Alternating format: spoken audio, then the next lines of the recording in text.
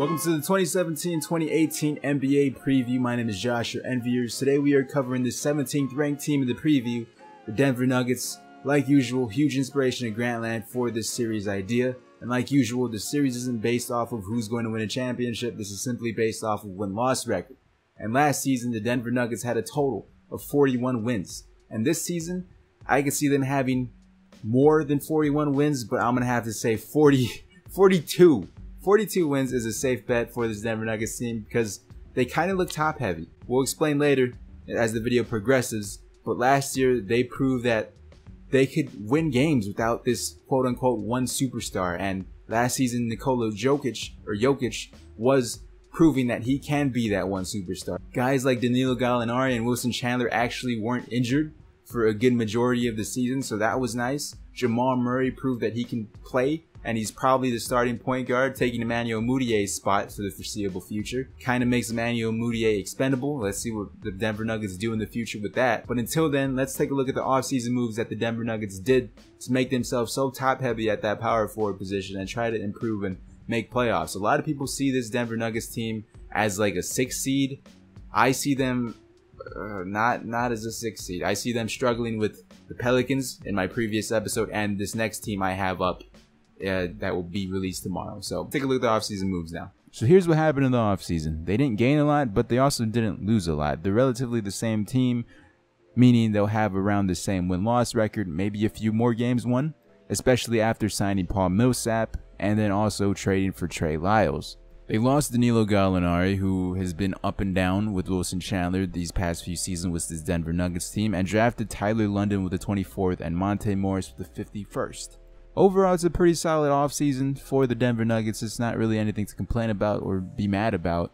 Mason Plumlee is still a restricted free agent for this team, so here's why I didn't add him to the loss column. And I don't believe I added him to the rotation, which we will be taking a look at next. So if you're asking, where's Plumlee at? He's not signed with this team yet as the moment I make this video. So the projected rotation for this Denver Nuggets team, we have Jokic, Millsap, Chandler, Harris, and Murray. I know Murray's kind of like a combo guard, but I feel like the Denver Nuggets will most likely start him considering he did perform really well last season. If not, you could always swap him in and out with Emmanuel Mudiay, but honestly I feel like Jamal Murray is the overall better player. Then we also have other guys like Barton, Hernan Gomez, Arthur, and Fareed. A lot of bigs on this roster, and if Plumlee re-signs, there's going to be even more. Overall, I like it. So my question for the Denver Nuggets is, how much better does Paul Millsap make this team? Does he take him to the 6th seed? I don't see it happening, but a lot of people do. Now, although I like Paul Millsap as a player, and I think he's a more underrated power forward in the league, I personally just feel like he isn't the perfect fit for this Denver Nuggets team right now. I mean, maybe if they trade away guys like Darrell Arthur, Kenneth Fareed, maybe he'll be a better fit and they bulk up on some of the other positions that they're lacking on. I could see this team making playoffs if they're able to pull off a trade like that. But as of right now, the way the roster stands, they're going to need to move a few players here and there if they want to make an 8th, even higher seed, like a 6th seed.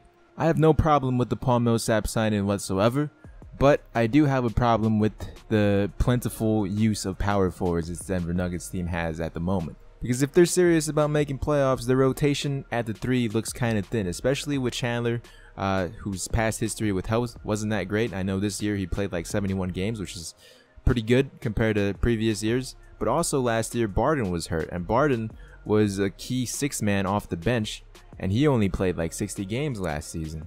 So if one of those guys gets hurt, it's going to be Hernan Gomez who has to step up, and then it even looks even more thin. So Paul Millsap may be playing some 3 this season. Who knows? I know the Hawks wanted to try that experiment out with Paul Millsap playing the small forward role. He could guard certain small forwards in the league. I'm not sure about all of them, like when LeBron James comes to town, but I mean, who could really guard LeBron James, right? But if we take a look past the problem of the small forward spot and them being top heavy, truthfully, a lot of other teams have the same problem too. I mean, the last team we just covered, the New Orleans Pelicans, they're trying to figure out what's going to happen with that 3 spot for them because Solomon Hill is injured. So maybe on paper I'm just looking at the roster too much and making a big deal about them not having enough depth at that position when in reality they probably don't even need it. What they do need is defense, and Paul Millsap can bring that. Last year, the Denver Nuggets had the league's best offense, but at the same time, they also carried the worst defense. with the signing of Paul Millsap, who played for the Atlanta Hawks, and the Atlanta Hawks being a top 5 defensive team in the past few years, he can definitely help this Nuggets team to not be one of the worst defensive teams in the league. So overall, I like the Paul Millsap signing. I see him improving this team, definitely winning 42 games, being around a 500 team. But like I said in my last video, you could flip this Nuggets team with the Pelicans team I just covered yesterday, and you could also flip them with the next episode team I'm covering in the Western Conference tomorrow. Maybe I'm missing something here. I mean, the Nuggets are one of those teams people always overlook just because they're the Nuggets, but they have a solid shot of making playoffs this year, and I can see why. Let me know in the comment section below, do you see this Denver Nuggets being a high 6 seed in the Western Conference? I could definitely see them making the playoffs, but not as a 6 seed. So with that said, if you like this video, be sure to leave a like on it. It really helps my channel grow, considering all the time and effort I put into it. It'd be greatly appreciated. Before you go, check out some of these other videos on screen right now. I'm pretty sure you'll like them if you're liking this video. The playlist for the NBA preview is in the description if you want to binge watch this series, along with my Twitter @Enviers. Follow me there if you want to chat it up about the NBA preview or anything else. Keep sharing the series around. I'll talk to you guys in the next one.